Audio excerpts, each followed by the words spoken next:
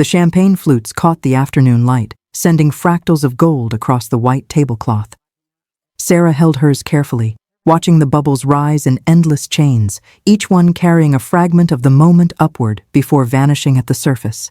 Around her, 200 faces turned expectantly toward the head table where Marcus stood, microphone in hand, his bow tie slightly askew after 3 hours of greeting guests. "I want to thank everyone for being here today," Marcus began, his voice steady despite the slight tremor in his left hand that only Sarah could see from where she sat. "It means everything to us that you've traveled, some of you from across the country, to celebrate with us." Sarah had known this moment was coming. They'd rehearsed the reception timeline 3 times with the wedding planner, a meticulous woman named Patricia who carried a clipboard and spoke in military time. Speeches at 1400 hours, first dance at 14:30, cake cutting at 15:15. But rehearsing the schedule wasn't the same as rehearsing the content, and Marcus had been adamant that his speech would be a surprise.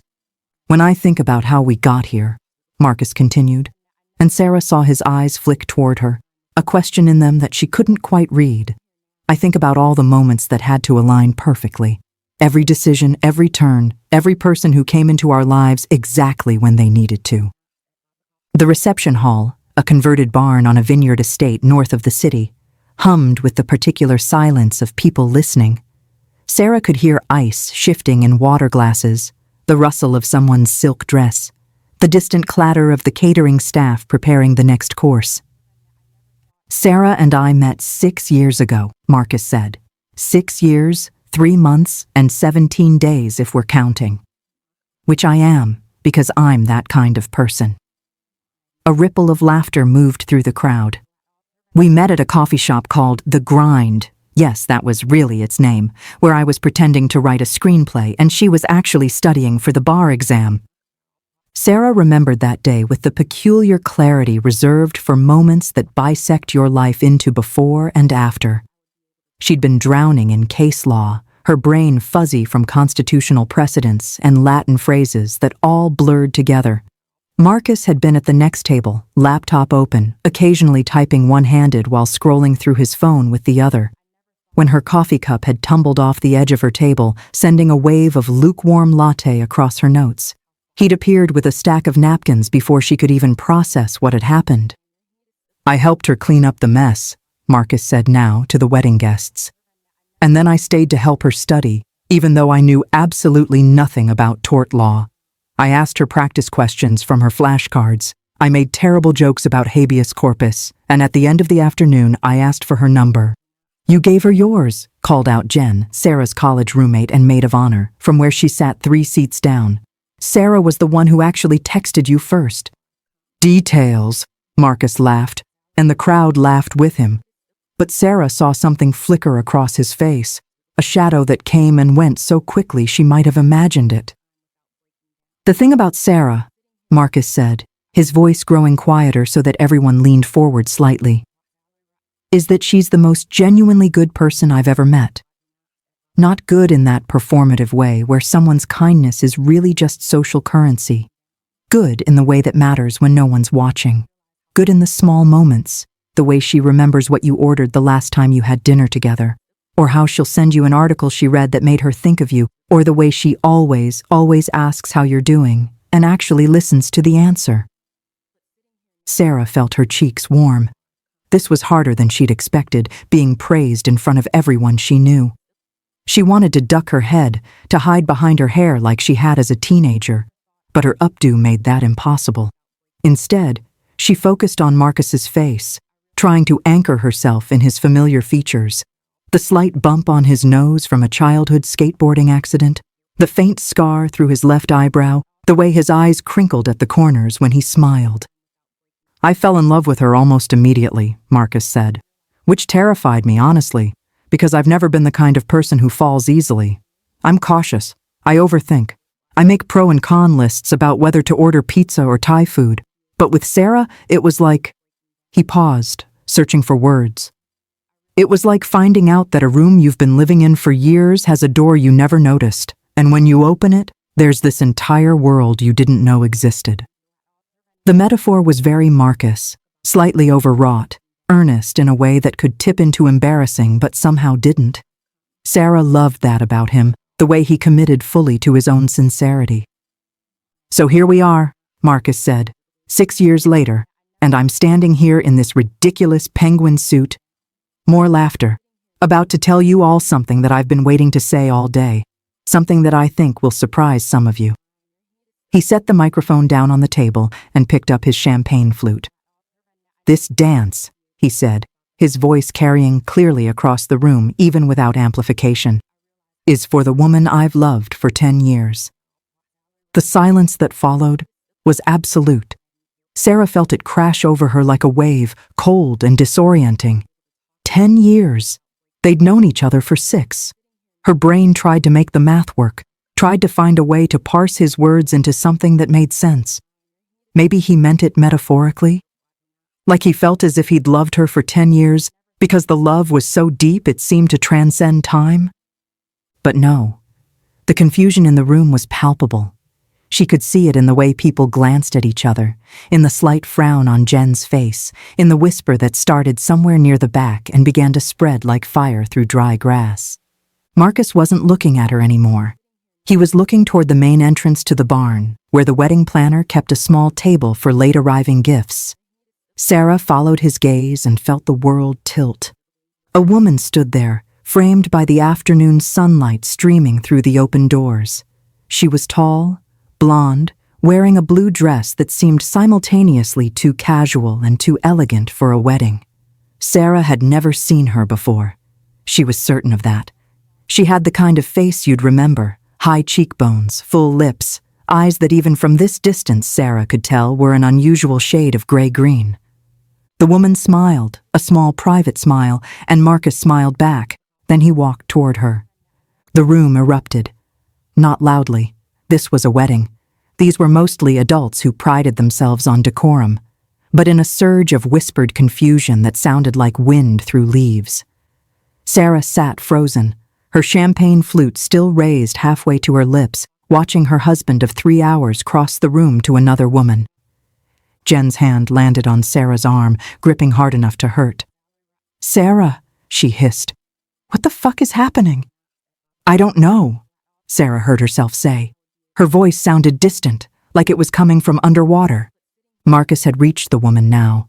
He said something Sarah couldn't hear. The woman laughed, a clear musical sound that cut through the whispers, and took his outstretched hand. Together, they walked toward the cleared space that was meant to serve as the dance floor. The DJ, a young guy with impressive forearm tattoos who went by the name DJ Switchback, looked completely lost. He had his headphones around his neck and was making urgent, "what do I do" gestures at Patricia, the wedding planner. Patricia, for her part, looked like she was considering a career change, possibly to something less stressful like bomb disposal. Marcus stopped in the center of the dance floor. He still held the woman's hand. He looked back at Sarah then, finally, and his expression was so complex that Sarah couldn't begin to untangle it. There was love there, she thought, but also something that looked like apology. Or maybe pity. Or maybe she was just projecting, trying to find something familiar in a moment that had gone completely off script. "Play the first dance song," Marcus called to the DJ, track 7 on the playlist. DJ Switchback looked at Patricia. Patricia looked at Sarah. Sarah realized, distantly, that everyone was waiting for her to do something, to stand up, to object, to run from the room in tears, to do literally anything except sit there like a mannequin at a table full of cooling salmon. Instead, she nodded. Once. A tiny movement that sent a clear message. Let it play out. The opening notes of "The Way You Look Tonight" filled the barn. It was the song Sarah had chosen for their first dance, the 1964 version by Frank Sinatra that her grandmother had played at her own wedding. Sarah had practiced the box step with Marcus in their living room, both of them laughing when he stepped on her feet, promising they'd be graceful when it mattered. But Marcus wasn't dancing with Sarah. He was dancing with this stranger, this beautiful blonde woman who moved like water in his arms, who fit against him with the ease of long practice. They didn't do the box step. They did something more complicated, a waltz that turned them in slow circles around the floor, her blue dress flaring slightly with each rotation. Sarah watched. The whole room watched. It was the most surreal experience of her life, sitting in her wedding dress, watching her husband dance with someone else while Frank Sinatra crooned about eternal love. The song lasted 3 minutes and 23 seconds. Sarah knew, because she watched every second tick by on the vintage clock hanging on the barn's far wall. When the final notes faded, Marcus dipped the woman, an actual movie-style dip, and held her there for a moment before pulling her back up. Then he released her, whispered something in her ear, and watched as she turned and walked back toward the entrance. She paused at the doorway, looked back once, and then she was gone. Marcus stood alone on the dance floor. He straightened his bow tie, took a deep breath, and turned to face Sarah. "I can explain," he said. Part 2. 10 years ago. The explanation didn't come at the wedding. Patricia, the wedding planner, demonstrating why she commanded premium rates in a competitive market, stepped into the chaos with the authority of a general marshalling troops. She got the DJ playing upbeat music, directed the catering staff to begin serving the main course early, and physically steered several of the more vocal aunts away from the head table before they could descend on Sarah with questions no one could answer. Marcus tried to approach Sarah 3 times. Each time, Jen intercepted him with the efficiency of a Secret Service agent protecting the president. "You need to give her a minute," Sarah heard Jen say on his 3rd attempt. "Actually, you need to give her about 1,000 minutes, but we'll start with right now." Sarah spent the next hour in a kind of fugue state. She cut the cake, a 4-tier lemon lavender confection that she and Marcus had sampled 6 different versions of before choosing, and smiled for photos. She danced with her father to Unforgettable, trying not to think about how Marcus was supposed to dance with his mother during this song, except his mother was currently in the bathroom, possibly crying, possibly furious, possibly both. She accepted hugs and congratulations from guests who either hadn't processed what they'd witnessed or were politely pretending it hadn't happened. Through it all, she could feel Marcus watching her, waiting. It was only when the reception began winding down, when some of the older guests started making their exits and the party shifted into its looser, drunker phase, that Sarah finally allowed Jen to escort her to the bridal suite attached to the barn. It was a small room with vintage wallpaper and a velvet couch, designed for emergency dress repairs and nervous bride pep talks. Marcus was already there, sitting on the couch with his head in his hands. "I'll be right outside," Jen said, squeezing Sarah's shoulder. "Just yell if you need me. I mean, literally yell. I'll hear you." The door closed. Sarah stood just inside it, still in her wedding dress, a fitted ivory gown with delicate lace sleeves that she'd bought at a trunk sale in Brooklyn, the one item she'd splurged on when they'd agreed to keep the wedding under budget. She'd felt beautiful in it this morning. Now it felt like a costume, something she'd put on for a play where she'd shown up without knowing her lines. "I know you have questions," Marcus said without looking up. That's the understatement of the century. Sarah's voice was surprisingly steady. She'd expected to cry, to yell, to completely fall apart. Instead, she felt eerily calm, like she was watching this happen to someone else. Shock, probably, or maybe she'd simply run out of emotional range for the day. "Her name is Diana," Marcus said. "Diana Castellano. We met 10 years ago when I was studying abroad in Florence, spring semester of my senior year." Sarah's brain automatically did the math. She'd known Marcus went to Italy during college. It came up sometimes when they cooked Italian food together, or when they talked about places they wanted to travel. But that was before they'd met. Ancient history. The person you were in college might as well be a different person entirely. "We were both taking an art history course," Marcus continued. "One of those things where American students get herded through museums in packs, pretending to understand the significance of Renaissance perspective techniques. Diana was from Los Angeles, pre-med, but taking a semester off to figure out if she actually wanted to be a doctor or if she was just doing what her parents expected." He finally looked up at Sarah, and she saw that his eyes were red. He'd been crying, or trying not to cry. "I fell in love with her," Marcus said simply. "Completely. Stupidly. The kind of love that feels like it's going to break your ribs because your chest isn't big enough to contain it. We spent every day together for 4 months. We explored every church, every piazza, every tiny restaurant that only locals knew about. We stayed up all night talking on the roof of her apartment building. We took trains to other cities on weekends, Venice, Milan, Rome. It was... He stopped, swallowed. It was the most intense thing I'd ever experienced. Sarah felt something cold settling in her stomach. And then what? And then the semester ended, Marcus said. We had to go home. Diana back to Los Angeles, me to Chicago. We tried long distance for about 2 months, but it was impossible. The time difference, the distance, the fact that we were both about to graduate and had no idea what came next. She'd decided not to do pre-med after all. She wanted to dance professionally. I was applying to graduate programs. Our lives were going in completely different directions. So you broke up, Sarah said. It wasn't a question. We broke up, Marcus confirmed. Mutual decision. Very mature, very practical, and it absolutely destroyed me. He stood up, pacing the small room like a caged animal. I know this sounds dramatic, but I don't think I was fully functional for a year after that. I went through the motions. I graduated, I started my MFA program, I worked my coffee shop job, but I was just absent. My roommate at the time kept asking if I was okay, and I kept saying yes, but I wasn't. I was grieving this relationship that had been so brief but felt so significant. I kept thinking I'd get over it, that it was just the intensity of being abroad, the romance of Italy, the fact that we were young and everything felt heightened. But I didn't get over it. Sarah found herself sitting down on the couch, her dress pooling around her.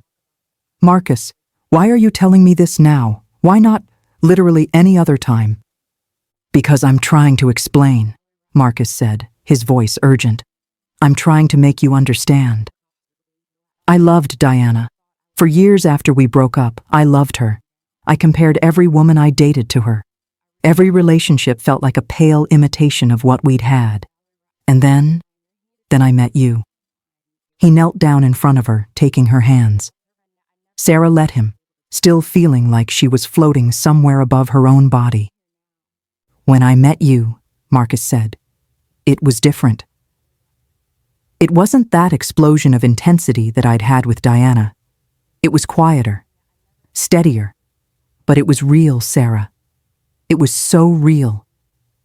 And as we spent more time together, as I got to know you, I started to realize that what I felt for you was actually deeper than what I'd felt for Diana, because it was based on actually knowing each other, on building something together day by day, on compatibility and friendship and shared values, not just on the fever dream of being young and abroad and drunk on art and wine and possibility.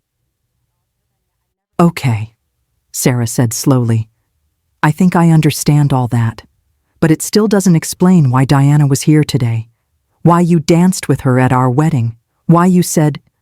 She felt her voice crack slightly. Why you said that dance was for the woman you've loved for 10 years. Marcus's hands tightened on hers. Because I wanted to honor what she gave me.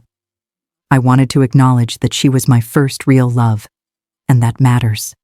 It matters to my story, to who I am, to how I learned to love you. You could have done that literally any other way. The calmness was fracturing now, emotions seeping through the cracks. You could have mentioned her in a speech. You could have told me about her before today. You could have... Marcus, what the hell were you thinking? I was thinking about being honest, Marcus said. I was thinking about how weddings are supposed to be about truth and authenticity, about not pretending your past doesn't exist. I was thinking... He paused. Okay, I wasn't thinking clearly. I see that now. I thought it would be meaningful, symbolic, a way of showing you that even though Diana was my first love, you're my forever love, that I'm choosing you with full knowledge of what else is out there. Sarah pulled her hands away from his. Did you invite her? To our wedding? The silence stretched just a beat too long. Yes, Marcus said finally. I invited her. We've stayed in touch over the years, just occasional emails, checking in on each other's lives. When I got engaged, I told her. She was happy for me. And when I was making the guest list, I wanted her to be here, to see me marry you, to close that chapter properly. Did she know? Sarah asked. That you were going to do this? The dance? The speech? Yes, Marcus said. We choreographed it. That's why it looked so practiced, because it was. We wanted it to be beautiful, a moment of gratitude, I guess, for what we'd shared and for the fact that it ended so we could both find what came next. Sarah stood up abruptly, needing to move, needing to do something with the energy coursing through her body. You choreographed a dance with your ex-girlfriend for our wedding reception. You made a speech that confused and upset literally everyone in that room. You turned what was supposed to be our day, our first dance, our moment, into some kind of tribute to a relationship that ended a decade ago. She turned to face him. Marcus, what the actual fuck? I know how it sounds. Do you? Because from where I'm standing, it sounds like you're still in love with her. It sounds like I'm your second choice. It sounds like you married me while thinking about her. No, Marcus said fiercely, standing to face her. That's not... Sarah, I love you. I married you because I want to spend my life with you. Diana is my past. You're my future. Then why is your past literally waltzing through our wedding? Because I didn't want to pretend it never happened. Marcus's voice rose to match hers. Because I'm tired of this cultural narrative that you're supposed to erase everyone who came before. That your wedding day is supposed to be this blank slate where we all pretend we emerged fully formed at age 25, with no history, no previous relationships, no complicated feelings about anything.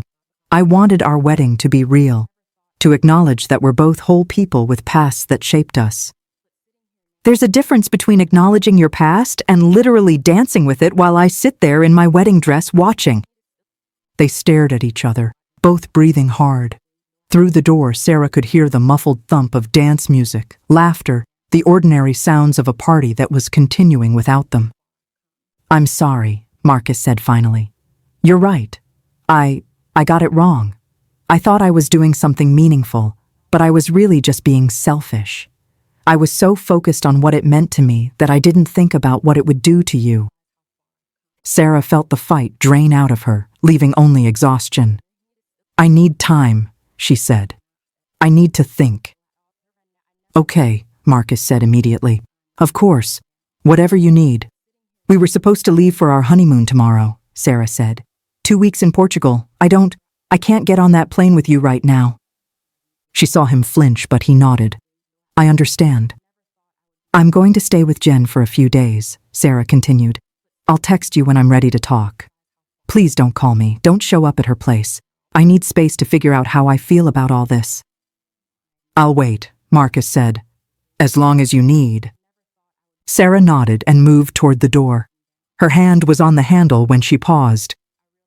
Marcus, she said without turning around. Do you still love her? Diana. Not just as a memory or a past love. Do you have feelings for her now? The pause before he answered told her everything she needed to know. I love the person she was, Marcus said carefully. I love what we shared. But I don't love who she is now, because I don't really know who she is now. We're strangers who used to know each other. The Diana I loved exists in the past, and that's where she belongs. That's not really an answer, Sarah said. It's the only answer I have. Part 3. The Aftermath. Jen lived in a railroad apartment in Williamsburg with exposed brick walls and a bathtub in the kitchen, one of those quintessential New York spaces that was charming in photos and slightly dystopian in practice. She'd moved there 5 years ago after breaking up with her long-term girlfriend, claiming she needed to live somewhere where every corner didn't remind her of someone else. Sarah spent the first 2 days sleeping. She'd changed out of her wedding dress in the barn's bathroom, stuffing all that ivory silk and lace into her suitcase with a violence that felt cathartic.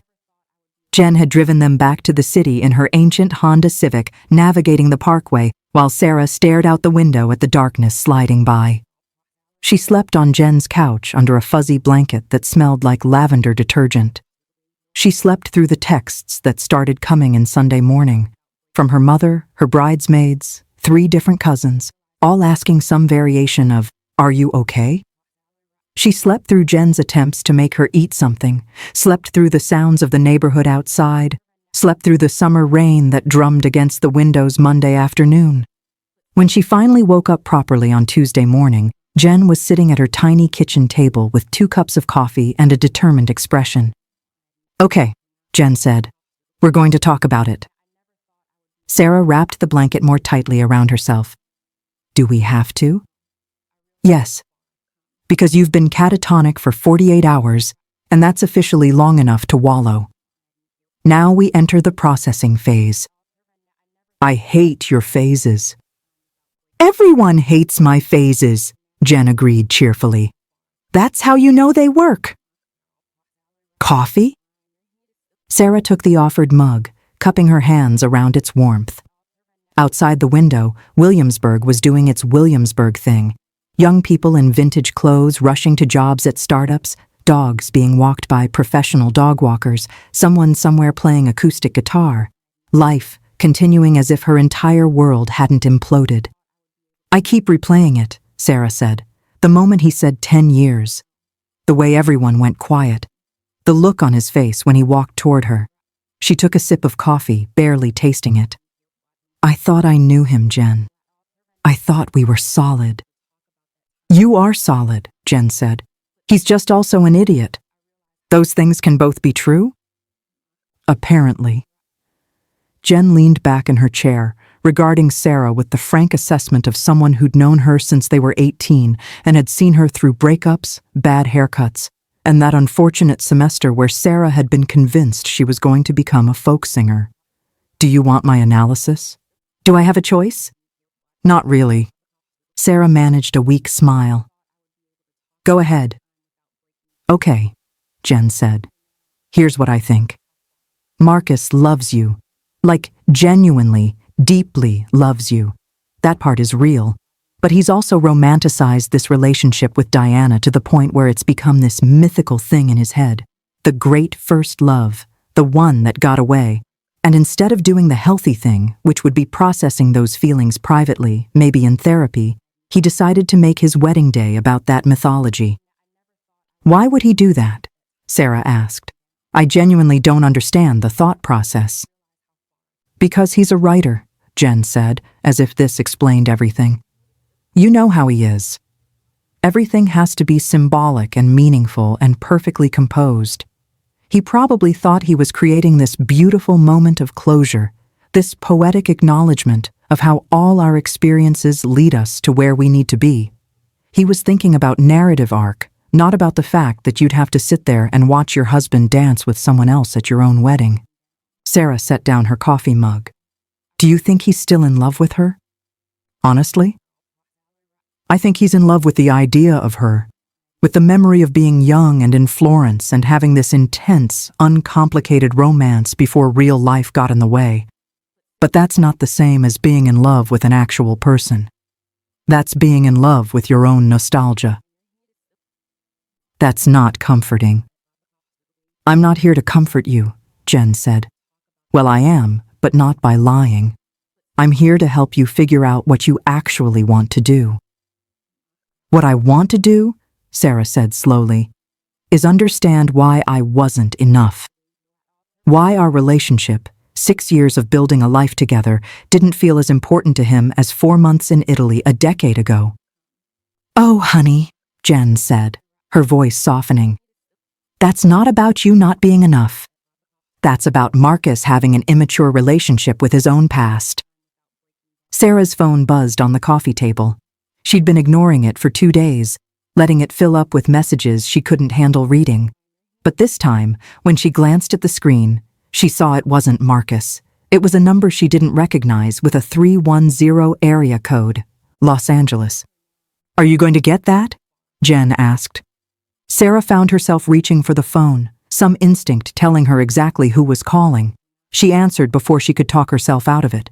"Hello?" "Hi," said a woman's voice. Musical, clear, the same voice that had laughed in the barn 3 days ago. "This is Diana Castellano. I know you probably don't want to hear from me, but I was hoping we could talk. I think I owe you an explanation. One that doesn't come from Marcus." Sarah's mind went blank. Then, okay. Really? Diana sounded surprised. I thought you'd hang up on me. I might still, Sarah said, but I want to hear what you have to say first. Fair enough. Are you free this afternoon? I'm in New York until Thursday. We could meet for coffee or whatever you'd prefer. Somewhere public, she added quickly. I'm not trying to ambush you. Sarah looked at Jen, who was making exaggerated, what's happening gestures. Sarah covered the phone's microphone. It's Diana, she whispered. She wants to meet. Jen's eyes went wide, then she nodded slowly. Do it, she mouthed. Get answers. Okay, Sarah said into the phone. There's a coffee shop near me called Noble Tree. Do you know it? I can find it. What time? 2:00. I'll be there, Diana said. And Sarah? Thank you for being willing to hear me out. Sarah ended the call and sat staring at her phone. Holy shit, Jen said. You're going to meet the other woman. She's not the other woman, Sarah said automatically. Then, is she? I don't even know what to call her. Call her what she is, Jen said. An explanation. Part 4. Coffee. Diana Castellano looked different in daylight, in casual clothes, without the soft glow of wedding reception lighting. She was still beautiful, that much was undeniable, but she looked tired, more human somehow. She'd pulled her blonde hair into a messy bun and wore jeans and a plain white t-shirt, no makeup that Sarah could detect. She looked like someone you'd pass on the street without noticing, which somehow made the whole thing worse. She wasn't some femme fatale, some homewrecker. She was just a person. Sarah arrived at Noble Tree 5 minutes early and immediately regretted the choice of venue. It was too trendy, all reclaimed wood and Edison bulbs, full of people typing on MacBooks and having earnest conversations about their creative projects, the kind of place where everyone was working on their novel or their screenplay or their podcast about true crime and social justice. Marcus would have loved it, which was maybe why Sarah had suggested it. Some unconscious punishment, meeting his first love at the kind of coffee shop where she'd first met him. Diana spotted her immediately and waved. Sarah waved back, feeling absurd. What was the etiquette here? Did you hug the woman who danced with your husband at your wedding? Shake hands? Maintain a safe distance and communicate only through terse monosyllables? They settled on an awkward nod and found a table in the back corner, slightly removed from the main flow of traffic. Thank you for meeting me, Diana said once they'd both ordered. Americanos for both of them, which seemed like either cosmic synchronicity or a sign they'd both spent too much time thinking about coffee as personality. I wasn't sure you would? I wasn't sure either, Sarah admitted. But I have questions, and I don't think Marcus can answer them. He's too close to it, too invested in his own narrative. Diana smiled slightly. That sounds like Marcus. He always did think of his life like a story being told. Beginnings, middles, ends. Character arcs and thematic resonance. You seem like you know him well, Sarah said. It came out more pointed than she'd intended. I did, Diana said, 10 years ago. But people change. The Marcus I knew was 21 and figuring out who he wanted to be. I'm guessing he's not exactly the same person now. Why did you come to the wedding? Sarah asked. There was no point in dancing around it. Marcus said he invited you, but you didn't have to accept. You could have sent a gift, made an excuse, stayed in California. Diana wrapped both hands around her coffee cup. You're right, I could have. But when Marcus told me what he was planning, the dance, the speech, I told him it was a terrible idea. I said he was going to hurt you, confuse everyone, and turn what should be a celebration into a drama. He insisted it was meaningful, that it was about honoring the past while embracing the future. She looked up, meeting Sarah's eyes. I should have said no. I should have refused to participate. But I didn't, and I'm sorry. That's why I called you, to apologize directly. Sarah felt something in her chest loosen slightly. An apology. It was such a simple thing, but Marcus hadn't offered her one. Not really. He'd explained, justified, contextualized. But he hadn't said the plain truth. "I'm sorry I hurt you." "Why didn't you say no?" Sarah asked. "If you knew it was a bad idea." Diana was quiet for a moment, considering. "Honestly? Because I was curious.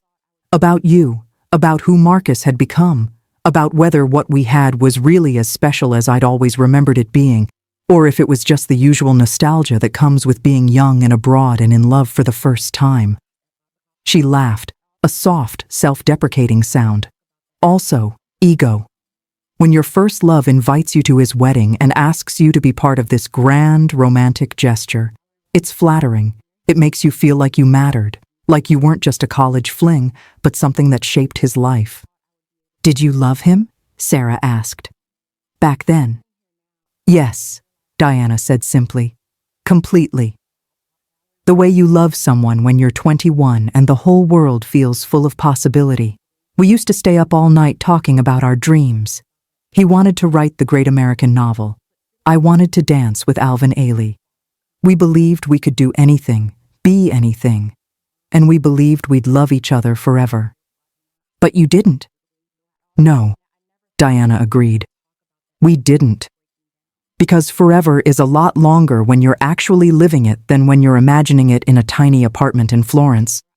We went back to our separate lives, and after a few months of trying to make long-distance work, we both realized we were holding on to something that only existed in that specific time and place. So we let it go." "Was it hard?" Sarah asked. "The breakup?" "Devastating," Diana said.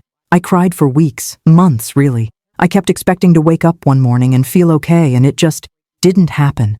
Eventually I started dancing professionally, threw myself into that, and the pain kind of faded into the background. But I thought about him sometimes, wondered what he was doing, who he'd become." "Did you stay in touch?" "Birthday texts. The occasional email when one of us had big news. When I got married 5 years ago, I sent him an invitation. He couldn't come. He was in grad school, didn't have money for a plane ticket, but he sent a nice note." She paused. "I got divorced. Retry. A. Continue. D. 2 years ago. He was one of the first people I told." Sarah absorbed this. "You're divorced." "As of 18 months ago, officially. We were together for 4 years, married for 3. He was a choreographer. We met in the dance world. It should have been perfect." Diana smiled ruefully. "Turns out having the same career doesn't make you compatible in the ways that actually matter." "I'm sorry," Sarah said, and meant it. "Don't be." It was the right decision for both of us. But it did make me think about Marcus again, about first loves and the stories we tell ourselves about them. I think I'd built him up in my head as the one that got away, you know? Like if we'd just tried harder, stayed together, forced it to work, I'd have had this perfect life. The divorce made me realize that was bullshit. Marcus and I were perfect for each other in Florence for 4 months when we were 21. That doesn't mean we would have been perfect for each other at 25 or 30 or now. "Did you tell him that?" Sarah asked. "When he invited you to the wedding?" "I tried," Diana said. "I told him that what we had was beautiful, but it belonged in the past. That he was building a new life with you, and that should be the focus. But he was so convinced that this grand gesture would somehow, I don't know, complete his narrative arc or something. He said he wanted you to know that he'd loved before and chose you anyway, that his love for you was informed by his capacity to love, which he first discovered with me." Sarah shook her head. "That's such a Marcus thing to say, perfectly constructed, emotionally intelligent sounding, and completely missing the point." "Right?" Diana laughed, and Sarah found herself laughing too, a slightly hysterical sound that bordered on crying. He can be so articulate about his feelings that he doesn't realize he's actually just explaining why he's about to do something idiotic. They sat in silence for a moment, sipping their coffee. Around them, the coffee shop hummed with activity, orders being called out, the hiss of the espresso machine, fragments of conversation about deadlines and creative blocks, and whether Mercury was still in retrograde. "Can I ask you something?" Diana said. "You don't have to answer." "Okay. Do you love him? Still, I mean, after everything." Sarah considered the question. Did she love Marcus? The answer should have been simple. They'd just gotten married. She'd committed to spending her life with him. Of course she loved him. But love wasn't simple, especially not after it had been complicated by betrayal and confusion and a blonde woman in a blue dress. "I think I do," Sarah said slowly, "but I'm not sure if that's enough. Love doesn't exist in a vacuum. It needs trust and respect, and the confidence that your partner sees you as clearly as you see them. And right now, I'm not sure Marcus does see me. I think he sees some version of me that exists in his story about himself, the woman he chose after learning to love, the evolved relationship that came after the passionate one. But that's not the same as seeing me as a whole person separate from his narrative." Diana nodded. "That makes sense. For what it's worth, when he talks about you, in the emails we've exchanged, he sounds genuinely happy. He talks about how you make him laugh, how you call him on his bullshit, how you're the most competent person he's ever met. He said you once fixed a leaking pipe, dealt with a difficult client, and made a perfect lasagna all in the same day, and he felt like he was watching a superhero movie." Despite everything, Sarah felt a small smile tug at her lips. That had been a particularly stressful Tuesday about 2 years ago. The lasagna had been vengeful cooking, taking out her frustration with her job by aggressively layering pasta. "But that's still him narrating my life," Sarah pointed out. "Him telling a story about me. What I need to know is whether he can step outside his own perspective long enough to understand how his actions affect me, not just acknowledge it intellectually, but actually feel it." "Do you think he can?" Diana asked. "I don't know," Sarah admitted. "That's what I need to figure out." Diana reached into her bag and pulled out a small notebook and pen. She scribbled something, tore out the page, and slid it across the table. "That's my number. If you want to talk more, about Marcus, about first loves, about anything, I'm here. I know I'm probably the last person you want advice from, but sometimes an outside perspective helps." Sarah took the paper, folding it carefully. "Can I ask you something now?" "Of course. When you danced with him on Saturday, what were you feeling?" Diana was quiet for a long moment. "Nostalgia," she said finally. "And closure. And honestly, relief." "Relief?" "Yeah. Because dancing with him, I realized that the Marcus I'd loved, that 21-year-old who argued with me about Caravaggio and made terrible pasta and believed he was going to change the world with his writing, he doesn't exist anymore. That person grew up, became someone new, someone I don't actually know. And the feeling I had, dancing with him in that barn, it wasn't love. It was like, you know when you find an old photo album and you remember being that person, having those experiences, but you can't quite access the emotions anymore? It was like that. Sweet, a little sad, but distant." "Did you tell him that?" "Yes, after the dance, before I left. I told him he'd made a mistake, that the gesture he'd thought was profound was actually just selfish. I told him he was lucky to have you, and that he needed to figure out how to make this right before he lost something real while chasing something that only existed in his memory." "What did he say?" "He said he knew. And then he asked me not to contact him again. He said he needed to focus on his marriage, on you, and that keeping me in his life, even peripherally, was preventing him from fully committing to his present." Diana smiled sadly. "So, this is goodbye, I guess. For real this time. No more birthday texts. No more checking in. Just two people who loved each other once, going their separate ways." Sarah felt an unexpected pang of sympathy for Diana. There was something final about this moment, watching someone close a chapter she'd kept open for a decade. "I'm sorry," Sarah said. "That can't be easy." "It's not," Diana admitted, "but it's right. I think we both needed to let go, and we couldn't do that while we were still in each other's orbits, even tangentially." She finished her coffee. "I should probably go. I have a flight tomorrow morning, and I still need to pack. But Sarah, I really am sorry. For participating in something that hurt you. For not being stronger in my objection to Marcus's plan. For everything." "Thank you," Sarah said. "For apologizing. And for being honest with me." They stood, And this time the hug came naturally. A brief, genuine embrace between two women who'd been unwillingly thrust into each other's lives and were now, just as quickly, exiting them. Sarah watched Diana walk out of the coffee shop, blonde hair catching the afternoon light, and felt something shift inside her. Not forgiveness exactly, and not resolution, but a slight recalibration of understanding. Diana wasn't the villain in this story. Neither was Marcus, really. They were just people who'd loved each other badly, at the wrong time, and then couldn't quite figure out how to integrate that love into their current lives without causing collateral damage. The question now was whether Sarah could figure out how to integrate all of this, the hurt, the confusion, the love that still existed despite everything, into a marriage that was only 3 days old and already felt impossibly complicated. Part 5. Conversations. Sarah spent the rest of the week at Jen's apartment, thinking. She read the messages that had accumulated on her phone, concern from friends, confusion from relatives, a long email from Marcus's mother that was equal parts apology and explanation. She called her own mother and had a 3-hour conversation that somehow covered everything from the wedding disaster to Sarah's career to her mother's own marriage and the challenges of loving someone who didn't always make sense to you. Your father, her mother said, spent the first 2 years of our marriage convinced he was going to be a professional poker player. Did I ever tell you that? No, Sarah said, surprised. Her father was an accountant, possibly the least poker player-like person she'd ever met. He was obsessed with it, watched tournaments on TV, played online constantly, spent our weekends at these smoky casinos in Atlantic City. I was furious.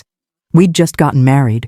We were supposed to be building a life together, and he was throwing money away on cards. Her mother paused. I gave him an ultimatum. Either figure out if this was a real career path or accept it as a hobby, but stop treating our marriage like it was secondary to his poker dreams. What did he do?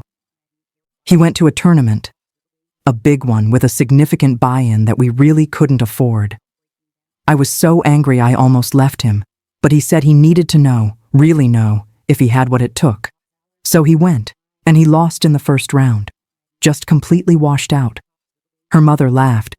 He came home devastated, and then, after a few days, he said it was the best thing that could have happened, because he realized he'd been chasing this fantasy of who he thought he should be, this cool, risk-taking gambler, instead of appreciating who he actually was, a man who liked numbers and stability and building something steady. I didn't know any of this, Sarah said. We don't tell you everything, her mother said gently. Marriage is long, sweetheart. It has room for mistakes. The question isn't whether your partner will disappoint you or confuse you or make choices that hurt you. The question is whether they can learn from those mistakes, whether they value you enough to grow. Sarah thought about that conversation as she finally read the messages Marcus had been sending her. He'd respected her request for space. No calls, no showing up unannounced. But he'd been texting. Short messages at first. I'm sorry. I love you. I'm here when you're ready. Then longer ones. I talked to my therapist today. Yes, I finally made an appointment like you've been suggesting for the past year. We talked about compartmentalization, about how I've been keeping different parts of my life in separate boxes instead of integrating them. I think I've been treating our relationship like it existed in a vacuum, separate from my past, from Diana, from everything that made me who I am. But that's not how people work. I need to figure out how to honor my past without letting it overshadow my present.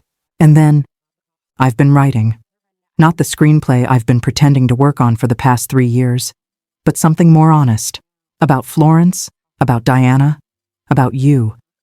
About being the kind of person who thinks they can choreograph their own life and control the narrative, and what happens when reality doesn't follow the script. I don't know if it's any good, but it's true. That's something, right? And finally, 2 days ago, I canceled the Portugal trip. I know we can't get refunds, but I didn't want you to feel pressured by non-refundable hotel rooms or plane tickets. If and when you want to talk, I'm here. I'll wait as long as it takes. I love you, Sarah. I'm sorry I made you doubt that. Sarah read the messages multiple times, trying to parse his sincerity from his usual tendency toward beautiful-sounding words. But there was something different in these texts, a rawness that Marcus usually edited out of his communication. He was a person who revised, who workshopped his own life until it sounded the way he wanted. These messages felt unworkshopped, urgent, and imperfect. On Friday morning, exactly 1 week after the wedding, Sarah called him. He answered on the first ring. "Sarah, hi, how are you?" "I'm okay," she said. "Not great, but okay." "Can we meet?" "I think we need to actually talk. Not text, not through other people. Just talk." "Yes," Marcus said immediately. "Whenever, wherever, you pick." "Our apartment," Sarah said. "Tonight, 7 o'clock.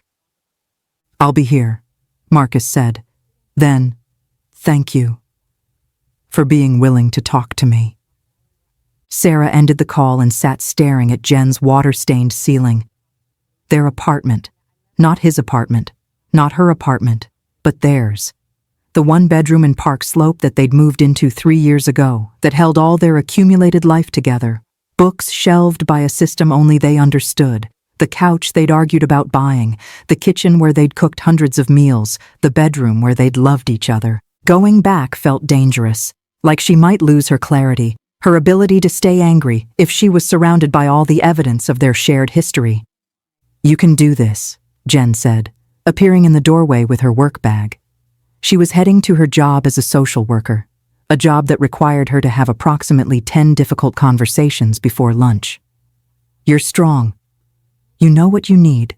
Don't let him talk you into anything you're not ready for." "What if I don't know what I need?" Sarah asked. "Then you tell him that. Uncertainty is a valid response to your husband dancing with his ex at your wedding. You don't have to have all the answers right now." Sarah nodded, but she felt the weight of expectation settling on her shoulders. Everyone wanted to know what would happen next. Would she forgive him, leave him, demand couples therapy, insist on a do-over wedding? Her mother wanted her to work it out. Jen seemed torn between protective rage and pragmatic recognition that relationships were complicated. Marcus clearly wanted forgiveness and forward motion. But what did Sarah want? Part 6. The apartment. The apartment looked exactly the same, which felt wrong somehow. Sarah had expected it to be different, messier without her, or emptier, or marked by some visible sign of their fracture. Instead, it was just their apartment. The succulents on the windowsill that she'd been keeping alive for 2 years. The framed poster from the MoMA exhibition they'd seen on their second date. The stack of New Yorkers on the coffee table that neither of them would ever actually read, but kept subscribing to out of aspirational intellectualism. Marcus was in the kitchen when she arrived, making tea. Earl Grey for her, green tea for him, the same ritual they'd performed 1,000 times. "Hi," he said when he saw her. He looked thinner, like he hadn't been eating properly. His hair was messier than usual, and he was wearing the ratty NYU sweatshirt he usually reserved for sick days and writing binges. "I'm making tea. Is that okay? I felt like I needed something to do with my hands." "That's fine," Sarah said, setting her bag down by the door. She'd packed it carefully.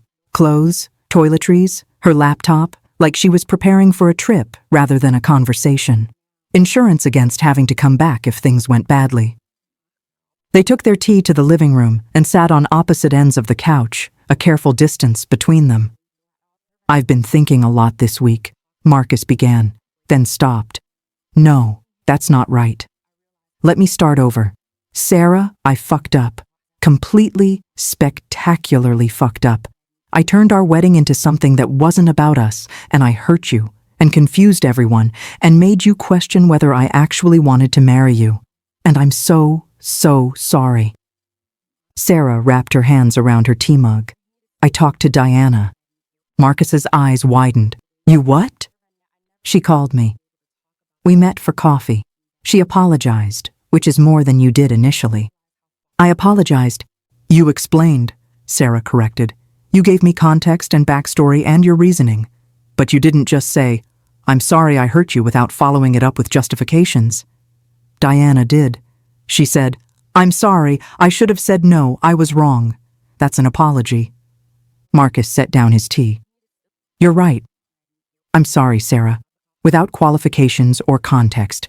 I'm sorry I hurt you. I'm sorry I prioritized my own needs for narrative closure or whatever the hell I thought I was doing. Over your feelings. I'm sorry I made you feel like you weren't enough, like you were competing with a memory. Thank you, Sarah said quietly. That helps. They sat in silence for a moment. Outside, Brooklyn was doing its evening thing. Delivery trucks rumbling past, someone playing music too loud, the Eternal City soundtrack. Can I ask you something? Sarah said. And I need you to answer honestly, not to manage my feelings or protect yourself, just honestly. Okay, Marcus said. When you're with me, are you ever wishing I was someone else? More like Diana, or more like whoever you've imagined as your ideal partner? Am I enough for you, exactly as I am? Marcus looked stricken. Sarah, He stopped himself, visibly recalibrating. Let me think about that question properly. Not just react to it. Sarah waited, her heart pounding. This was the question that had been haunting her all week. Not whether Marcus loved her. She believed he did. But whether his love was for her specifically or for the role she played in his life story. I think, Marcus said slowly, that I've spent a lot of my life comparing experiences, comparing relationships, comparing the reality of things to how I imagined they'd be. It's a writer thing, maybe, or just a me thing. I'm always narrating, always analyzing, always looking for the thematic through line. He met her eyes. And I think I did that with you at first. I compared you to Diana, not consciously, but in the background. You were different, steadier, less dramatic. And I told myself that was good, that I'd grown up, that I wanted steady instead of dramatic. But, Sarah prompted, but somewhere along the way, I stopped comparing. You stopped being different from Diana and just became Sarah. The person who leaves post-it notes with terrible puns on the bathroom mirror. Who can fix anything with a YouTube tutorial and unreasonable confidence. Who cries at dog rescue videos but stays completely composed in actual crises. Who makes me laugh even when I'm being insufferable.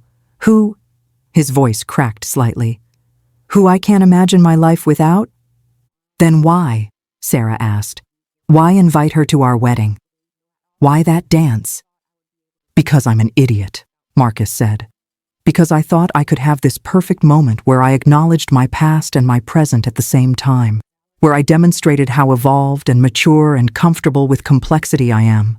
I wanted, God, this sounds so self-aggrandizing. I wanted our wedding to be different, honest, real, not some sanitized fairy tale where we pretend we emerged fully formed as perfect partners.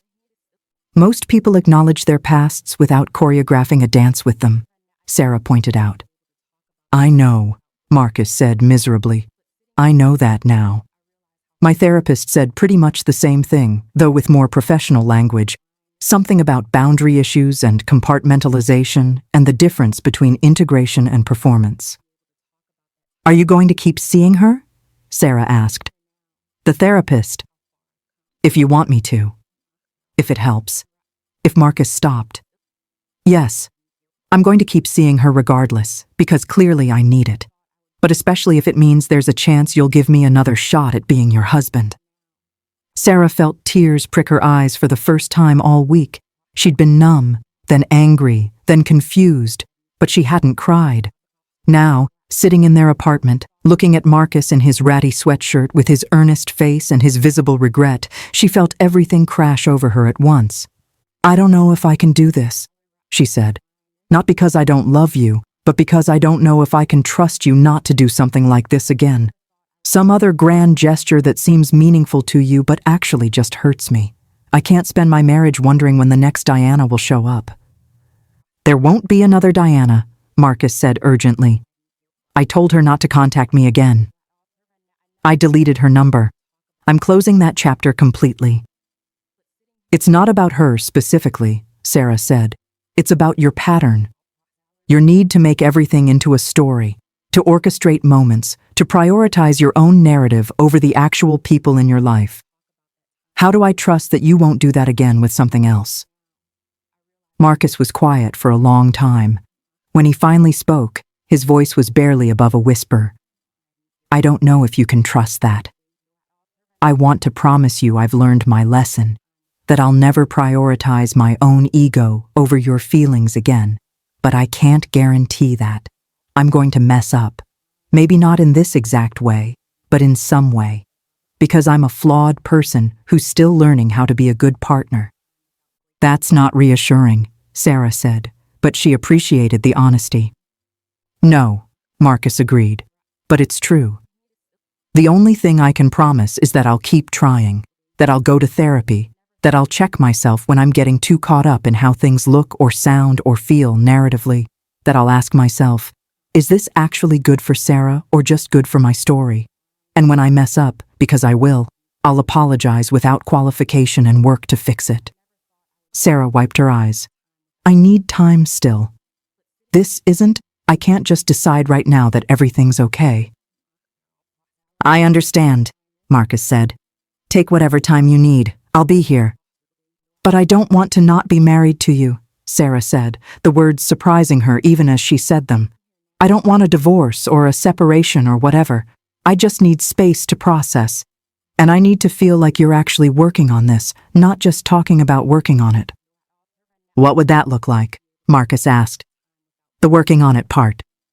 I want to do this right. Sarah thought about it. Therapy, like you said, both individual and couples probably. And I need you to be honest with me about your feelings, even the complicated ones, even the ones that might hurt me. Because trying to protect me by hiding things is what got us here in the first place. Okay, Marcus said. Therapy. Honesty. What else? I need you to read what you've been writing, Sarah said. The thing about Florence and Diana and me. I need to understand how you're processing this. Marcus looked uncomfortable. It's rough. It's not polished at all. I don't care, Sarah said. I don't need it to be polished. I need it to be true.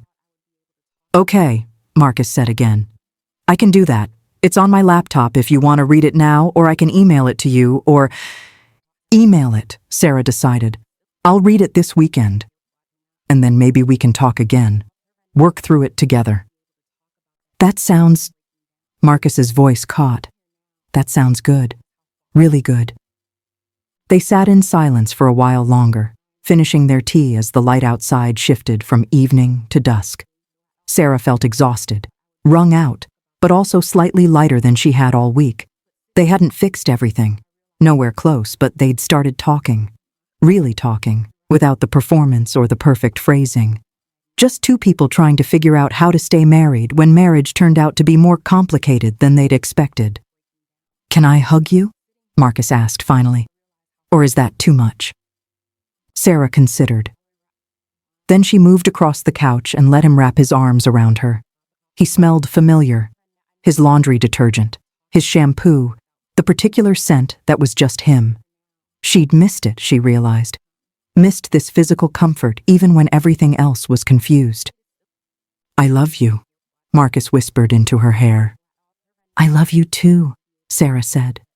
But love isn't enough by itself. We need to figure out the rest. We will, Marcus said. I promise we will. Epilogue. 1 year later. The community center in Prospect Park had terrible acoustics and folding chairs that made your back hurt after 20 minutes. But it was free to rent on weekday evenings, and it had a small stage, which was all they really needed. Sarah stood at the back of the room, watching people file in. 43 people according to the sign-in sheet, better attendance than last month, when they'd only had 31. The Narrative Reconstruction Support Group, as Marcus had officially named it, had started 6 months ago as a joke between them. But then Sarah had suggested actually doing it, and Marcus had taken the idea and run with it, the way he did with things that captured his imagination. We're about to start, Marcus called from the stage where he was adjusting the microphone stand. He'd gotten better at public speaking over the past year, more comfortable with pauses, less dependent on perfectly constructed sentences. Therapy would do that to you, apparently. Sarah slipped into a seat near the back as Marcus began the opening remarks. Welcome to NRSG. For anyone who's new tonight, this is a space for people who've realized they've been treating their life like a story they're telling instead of an experience they're having. We're here to share, to listen, and to help each other figure out how to live authentically instead of narratively. It was a good mission statement. Sarah had helped him workshop it, pushing him to be clearer, less abstract. Old habits died hard. Marcus still defaulted to poetic language when he was nervous, but he was trying. The meeting followed its usual format. People introduced themselves, shared a recent example of when they'd caught themselves narrating their life, and talked about strategies they were using to stay present. There was a surprising diversity of people: a software engineer who couldn't stop thinking of his relationships as rom-coms, a teacher who'd realized she was framing her entire life around an eventual memoir, a retired lawyer who'd spent 40 years trying to craft the perfect closing argument to justify his choices. When it was Marcus's turn to share, Sarah found herself leaning forward, even though she'd heard versions of this story dozens of times by now. "I'm Marcus," he said, "and I'm a recovering narrator." The group chuckled. It was a running joke, the AA-style introduction. This week, Sarah and I had a fight about dishes. Just a regular, stupid fight about whether loading the dishwasher a certain way actually mattered. And halfway through, I caught myself thinking, this is the scene in our relationship where we learn to compromise on domestic issues, like I was already writing the think piece about it in my head. "What did you do?" someone called out. "I stopped," Marcus said. Mid-argument, I told Sarah what I was doing, and we both just laughed, because it was so ridiculous. Here we were, having a real moment of actual conflict, and I was trying to turn it into content. So we made a deal. When either of us catches the other one narrating instead of living, we have to say stage directions out loud. It's our code for stop performing, start being. "How often do you have to say it?" another person asked. "More than I'd like to admit," Marcus said, "but less than I used to." Progress, not perfection, right? After the meeting, people lingered, talking in small clusters. Sarah watched Marcus work the room. He was good at this, at making people feel heard. It was the same quality that had made her fall in love with him, that ability to focus completely on whoever he was talking to make them feel like the most interesting person in the world. A woman approached Sarah while Marcus was helping fold up chairs. "You're his wife, right?" "Right," Sarah confirmed. "The one from the wedding story," the woman continued. "He told us about it a few months ago, about inviting his ex, the dance, the whole thing." She shook her head. "That took guts, sharing something that personal." "He's gotten better at vulnerability," Sarah said. "It's been a process." "Can I ask?" The woman hesitated. "How did you get past it?" "I'm dealing with something similar with my partner. Not exactly the same, but he has this ex who he keeps in his life in ways that feel inappropriate, and when I try to talk about it, he acts like I'm being irrational." Sarah considered the question. "We went to therapy, both individual and couples, and we got really honest about what we actually needed from each other versus what we thought we were supposed to need. It wasn't easy. There were a lot of conversations where one or both of us cried, but we committed to doing the work. And it worked. You're happy now?" Sarah looked across the room at Marcus, who was laughing at something someone had said while wrestling with a recalcitrant folding chair. "Yeah," she said. "We're happy. It's not the relationship I thought we'd have. It's messier, more complicated, requires more conscious effort. But it's real, and that matters more than I realized it would." On the subway ride home, Marcus took Sarah's hand. "Thank you for coming tonight." "Of course," Sarah said. "Where else would I be?"